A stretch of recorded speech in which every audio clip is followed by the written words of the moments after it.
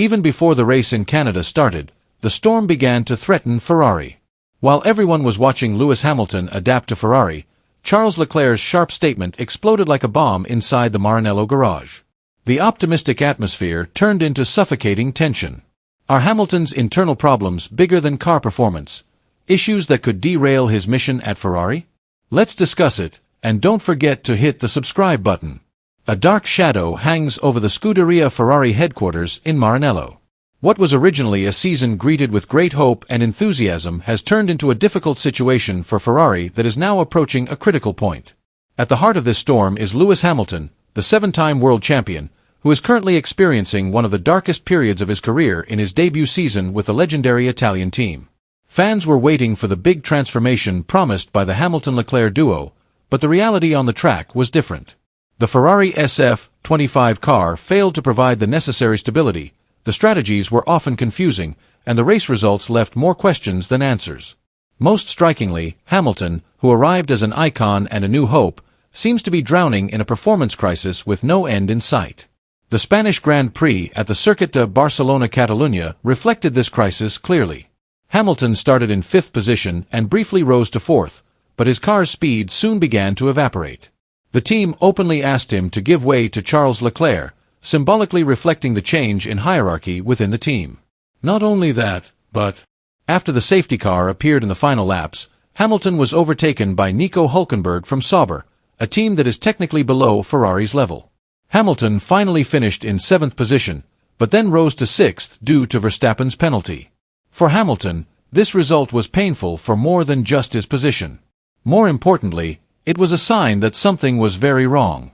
Hamilton's attitude after the race emphasized this confusion.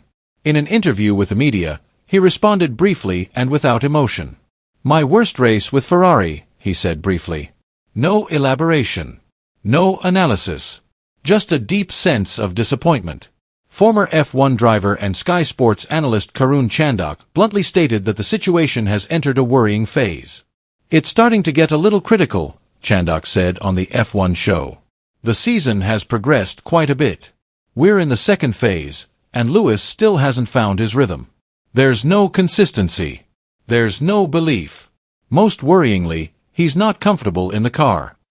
Chandak pointed out that Hamilton's performance in the 9 races has been inconsistent. In Imola, for example, he performed poorly in qualifying but well in the race. In Monaco, he fell far behind Leclerc. In Spain, the difference in their performance was striking. Leclerc seemed to be one with the car. Hamilton seemed to be searching for something he could never find. If I were next to Hamilton in the garage, I would be worried. It's not just about the results. It's about the connection between the driver and the car that has never really formed. It's almost halfway through the season, and they still look like a new couple who don't know each other, Chandak said. One fundamental issue that has been widely discussed in the paddock is that the SF25 may be designed with characteristics that suit Leclerc's aggressive driving style when entering corners and his preference for a pointy front end. In contrast, Hamilton prefers a car that is stable at the rear and progressive when exiting corners. This difference in philosophy seems to be the main obstacle preventing Hamilton from performing consistently and competitively. In several races, he admitted that he did not understand the direction of his car's development. He still has the speed. That's clear. But there are too many ups and downs. The fluctuations are too big, added Chandak. Now, all hopes are focused on the Canadian Grand Prix this weekend. If there is one place that could be a turning point, it's the Circuit Gilles-Villeneuve. Not only is this track one of Hamilton's favorites, but it also witnessed his historic winning debut in 2007, when he was still establishing himself in his rookie season with McLaren. Hamilton has recorded 7 wins and 6 pole positions in Montreal. It's no surprise that Sky Sports F1 commentator David Croft called the Canadian Grand Prix Hamilton's track. If he fails again here, in a place he loves, then the situation at Ferrari could be much more serious than we think, said Croft. But if anyone can turn things around, it's Lewis Hamilton. We're talking about a legend, not just an ordinary driver. Canada could be the beginning of his comeback. Amidst this chaos, Charles Leclerc has emerged as a relatively calm figure, though he is also bearing a significant burden. After losing to McLaren in the title fight last season, the 2025 season was initially projected as a moment of revenge. However, the results thus far have been far from satisfactory. With only 3 podiums in 9 races, Leclerc trails Oscar Piastri by 92 points in the standings. Ferrari itself is 197 points behind McLaren in the constructors' standings. These figures reflect stagnation and even regression from their initial ambitions. Former Haas boss Gunther Steiner bluntly advised Leclerc to consider a future outside of Ferrari. Sometimes, change can be refreshing. Like Hamilton leaving Mercedes. Charles needs a new challenge, Steiner said. However, Leclerc immediately dismissed the idea. In an interview with L'Equipe, he emphasized his unwavering loyalty to Ferrari. "No, there is absolutely no chance of me leaving Ferrari," Leclerc said. "I believe in this project, and I believe in Frédéric Vasseur. This is a difficult moment, and it is precisely in moments like this that faith must be tested." Furthermore, Leclerc said that Vasseur, the team principal, mentor, and longtime friend, is the only person who can restore Ferrari's glory. "Fred is the right person. I have always believed that. I want to win with Ferrari. I will stay as long as I believe in this project. I believe in him." Meanwhile, Ferrari officially failed to secure the signature of Adrian Newey, one of the most successful technical designers in Formula One history. After much speculation and intense negotiations, Newey chose to join Aston Martin, which was considered a major blow to Ferrari's long-term ambitions. Ferrari was in a strong position to recruit Newey, especially after announcing Lewis Hamilton's arrival for the 2025 season. However, negotiations failed for 2 main reasons. First, Newey demanded full control, and second, the financial offer was considered too high.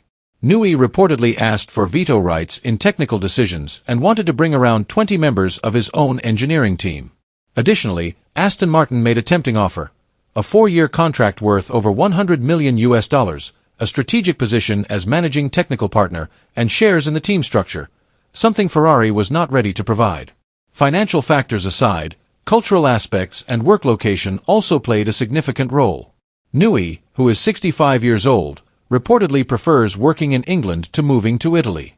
He also wants to avoid the internal pressure and political dynamics that often shroud Ferrari management. Meanwhile, Ferrari's team principal, Frédéric Vasseur, emphasized that the team does not want to depend on one individual, no matter how talented that person is. Vasseur emphasized that Ferrari's main strengths lie in teamwork and organizational stability. On the other hand, Aston Martin is now emerging as a big winner. With an ambitious project to welcome the new 2026 regulations, the Lawrence Stroll-led team is strengthened by Adrian Newey's experience, Fernando Alonso's speed, and growing technical support. Aston Martin is starting to be seen as a serious contender, not just a mid-table team. Failing to recruit Newey adds to the list of challenges Ferrari must overcome to end its title drought, which has lasted since 2007. They must now find a strategic alternative to bring the team back to its former glory without Adrian Newey's expertise. Ferrari is at a critical point.